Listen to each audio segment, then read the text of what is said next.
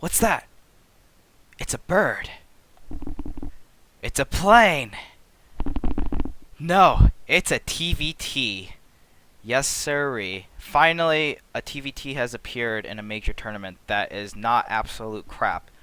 And it is Polt versus Bomber on Yansu. I am bringing you very exclusive VODs that only 4,064 other people have watched. So, yeah, it's pretty exclusive, right? Exclusive, yeah. So,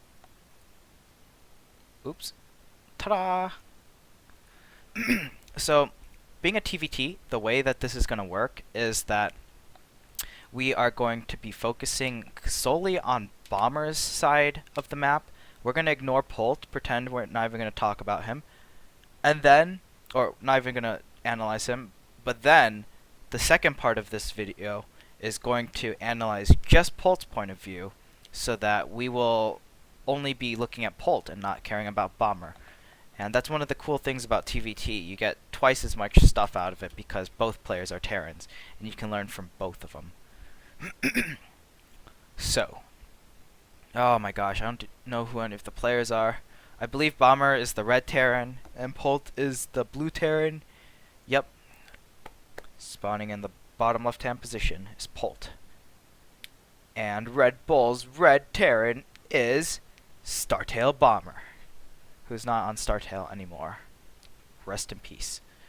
So, when I watched this VOD earlier today, some of the interesting things I noted that, one, both players are going for Marine Tank versus Marine Tank, so that is a very important factor in determining what kind of things they're going to be doing throughout the game. Like, playing versus Marine Tank versus playing versus Mech really impacts your play, and we'll see that in the different positionings that they take, how they choose to engage their battles, and what kind of unit compositions they decide to go for ultimately.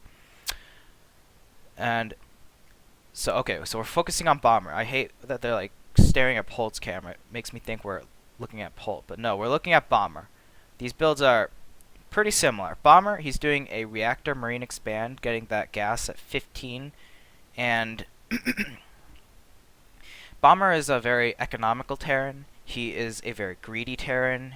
He's in esports just for the money, and what he does with that money, like now that he's part of Red Bull, he can macro really well in StarCraft 2. It's like join Red Bull or obtain Red Bull as a personal sponsor, gain plus 200 mineral income per minute. And that's what lets Bomber be so confident about taking a very fast third base in his base. And Polt, well, we're not going to bother about him. So if we're going into the series as Bomber, then we know that Polt is a very predictable player. He almost always does the same opening in like every matchup. He does a Reaper opening in TVP, he does a Reaper opening in TVZ, and suffice to say, he does a Reaper opening in TVT, most particularly on this match. But I think he does a Reaper expand in every single matchup. And he always goes into Marine Tank, into Biomine Thor, or into Bio. He is a very standard player. He literally never does any cheeses. Like, when's the last time you've seen Polt do a 2-Rax? Never. And he just plays a very solid macro game. So, Bomber, knowing that from studying Polt's VODs, decides to try to take an early advantage against Polt, which does kind of pay off, and it is to take a very fast third base. In this game, his third base is significantly faster than Polt's, and he also chooses a interesting expansion location. He expands his third base over here, and he also builds a sensor tower over there, and I'll get into it more when we get there in the VOD, but for now, I think he just does it because by controlling this area of the map with the sensor tower and having your army over here, it becomes like nearly impossible for the Protoss or for the Terran player to do any doom drops into the main base. So by controlling this aggressive third base location, you are able to kind of deny doom drops from happening into your main, and it also opens up a different amount of aggression that you can use to control the game. Because this third base, normally you don't ever see it be taken as a third base in TvT because siege tanks are oh so good at shelling those mineral lines from the low ground. But Bomber does it anyways, which is very interesting. And it's kind of like a clash of marine tank styles between the two players. Alright, so we see here Bomber taking his very, very fast third base. He's gotten a Raven for defense. And, oh god. I'm not talking about Polt. I'm not talking about anything he does. Even though Polt does something really cool right now. But I'm going to try as hard as I can to focus on Bomber. And hopefully I'll be able to make it through. Bomber, he's making Orbital, Command Center, Medevac, Siege Tank, Marines. Okay, so he's playing as safe as he possibly can. He has a Raven out, and he has he's a good enough Marine count to be able to stop a Banshee from like doing a lot of damage, and he has the Raven for detection, obviously. He also gets that fast Siege Tank out, so he'll be safe against Hellion harass and Marine Hellion drops as well. And it also is important to build up your siege tank count so that you can secure your second and third base and really transition into the mid to late game where you just make a crap load of marines and tanks and literally it's like two chessboards. This is I guess they're the white pieces. These are the black, or in more literal terms, they're both the yellow sides. JK, I kid. But it's basically like chess when it's marine tank, and it's it's like every single piece you have is either a pawn or what's a siege tank? I guess they would be like bishops. So all you have is pawns and bishops to win yourself the game, and you have to strategically outposition yourself in order to beat the other opponent who has pawns and bishops. And Vikings are like knights. Yeah, they're not good enough to be rooks, so they'll just be knights. So right away, Bomber, he's gotten that aggressive medevac drop. Not really aggressive per se. He has the chance to do some damage, but for now, he's just using that medevac drop to clear out the rocks, and just quickly pointing out that because he has a medevac, he can just safely lift off the Marines before like in case Polt tries to kill those units trying to snipe the rocks. So he has a very safe evacuation method, and by killing the rocks, it allows him to take his third base a lot faster, because when the rocks are killed, the only two access points into the base without dropping is this one over here and this one over here. And this area gets defended with the sensor tower, and this area is kind of like safe because there's always units going to be there as well. Well, currently there are siege tanks positioned, and Bomber will be doing a good job because he'll be like being aggressive on this side of the map with a big marine force, while keeping Polt's units at bay over here, as we'll see later in the game. For now, though, we can see that although Bomber has taken a faster third command center, and he has double upgrades, so he's really playing for a later game. Polt does have his marine production coming in faster. Bomber's stim is faster, but Polt is really prioritizing that super fast army production, kind of like constant army. Bomber only had one barracks, Polt got a fast second barracks, and he got a faster stim. It's a much safer version, which we'll be looking at in the next VOD. But Bomber, he's playing extremely greedy with the double upgrades compared to Polt's one upgrade. Polt has gotten his upgrades slightly earlier, though, but it's not the biggest difference. Like, these changes are very marginable, and for now, the supplies say that Polt is ahead. Because Bomber's third command center has not kicked in yet, he has not been able to start muling, and Polt's production has already started as well. And we can just, if we see here, the scan, this is literally the first time that Bomber has actually looked inside Polt's base. If we remember earlier in the VOD, I was talking about how Polt always does a Reaper expand. He did a Reaper expand. Bomber saw the Reaper so that he knew it was going to be a Reaper expand or 2 racks, and since no additional Reapers came by, he knew that it was going to be a Reaper expand. So this scan at like 11 minutes and 10 seconds is basically at the time that he is going to be finishing his second and no, he has 2 Raxes and then 3rd Rax. So it's going to be the time that he's going to be finishing his 4th and 5th Rax. And what this tells him is if he needs to make tech labs on those Raxes to fight against mech, or if he needs to make more reactors against bio tank. And we're going to see those 2 Raxes turn into reactors as a result of the scan. But very interesting to note how defensive Bomber is in fact playing. All he did was scout the watchtower and then go to the rocks, and now I believe that's a medevac, his medevac force, just kind of being defensive. Yeah, it's just like being out on the map and being defensive. And so Bomber, he's doing a stylistically very lack of scouting, very greedy play, being as greedy as possible and cutting as many corners. It's just very trademark Bomber-esque play here, with the double upgrades going on as well. And he's also taking his 3rd base earlier than Polt, because Polt's 3rd base, he delayed it in favor of some other things that we'll go more into later. TBD. And now Polt, he's that's hard not to talk about Polt. So, alright, so I'm going to try to talk about Bomber as much as possible. We can see here that Bomber has moved all of his siege tanks over here. You might be wondering if he's worried about an attack coming to the natural, but the reason why he moves his tanks over here is because he's seen it's going to be marine tank. Polt is getting his tank count up quickly, and he's also taking a 3rd base so that Polt isn't going to be ready for aggression in the near future. But when he does start to become aggressive, Bomber knows that this 3rd base is a very vulnerable location. So sieging up the tanks over here semi-protects his 3rd base from losing too much damage, as opposed to staying at the natural. Like, you generally don't want to have your tanks sieged up like that. He just sieged them up to get a volley at the Marines.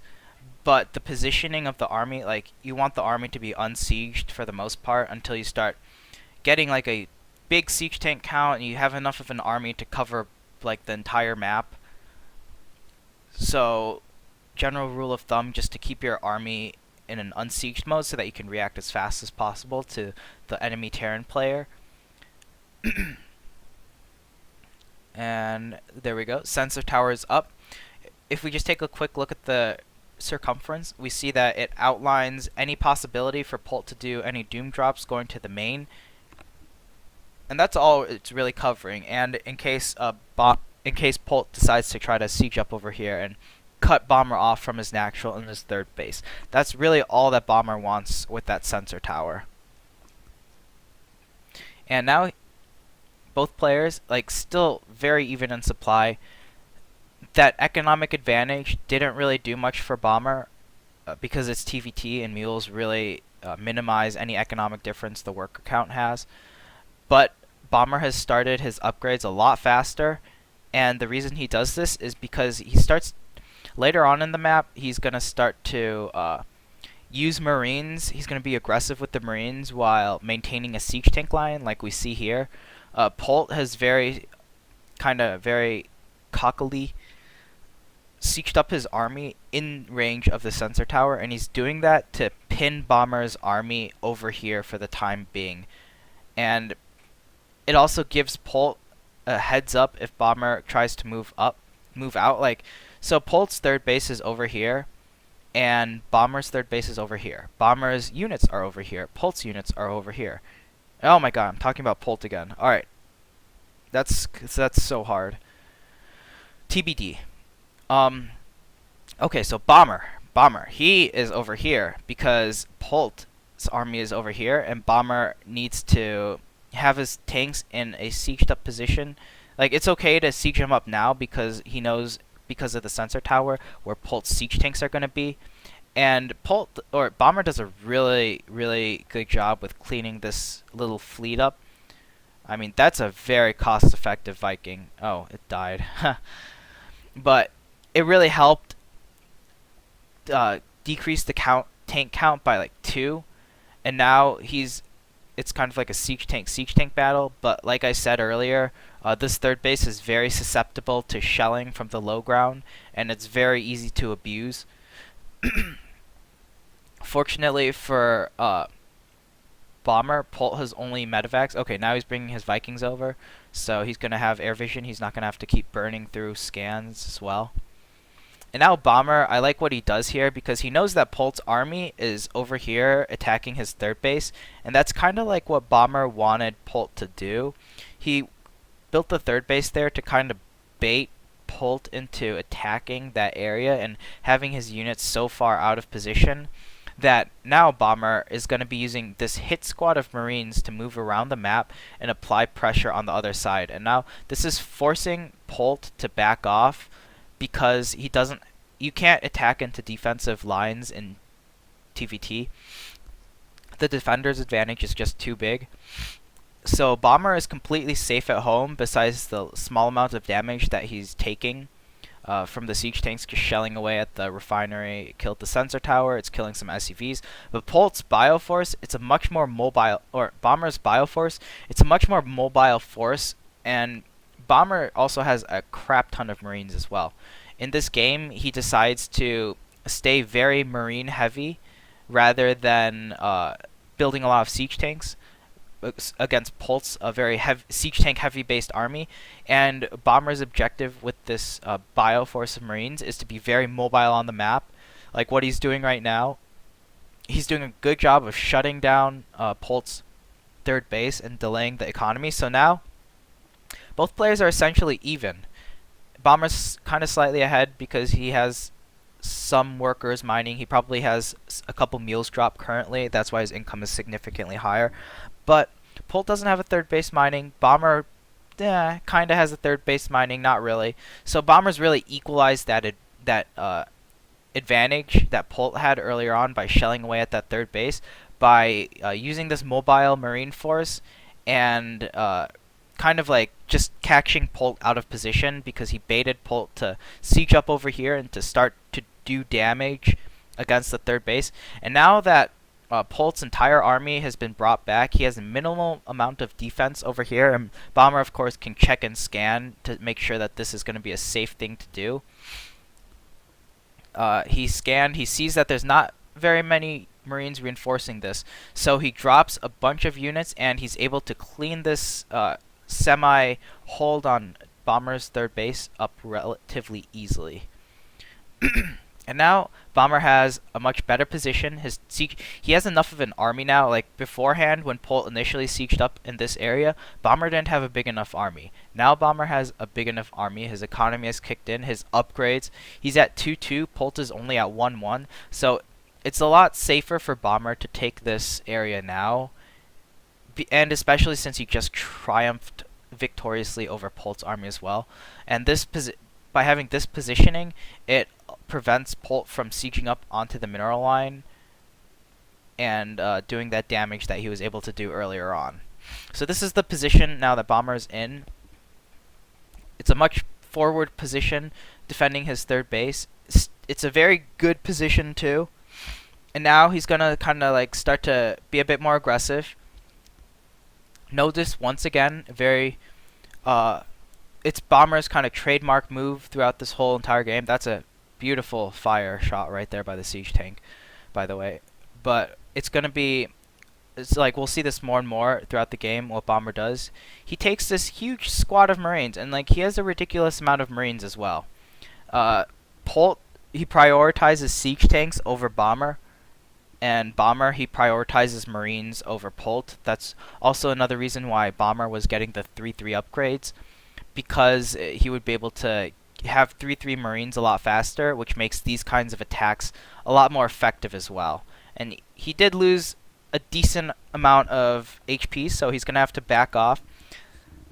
But the idea of this behind Bomber's method to his madness is that he wants to control this area of the map with a bioforce and have this area like being unpenetrable because of the siege tank marine line that he has set up to defend his third base.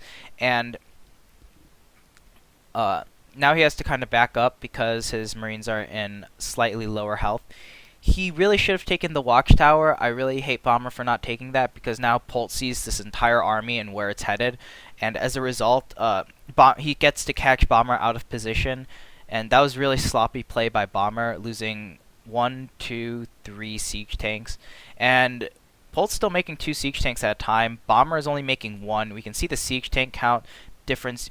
It's really huge right now, and Bomber is just, he has this trademark-esque huge-ass marine force, and it's basically the equivalent to a pure bioforce because Polt has no marines but a ton of tanks. Bomber has all marines and no tanks, but not that drastic. Polt is more evenly distributed.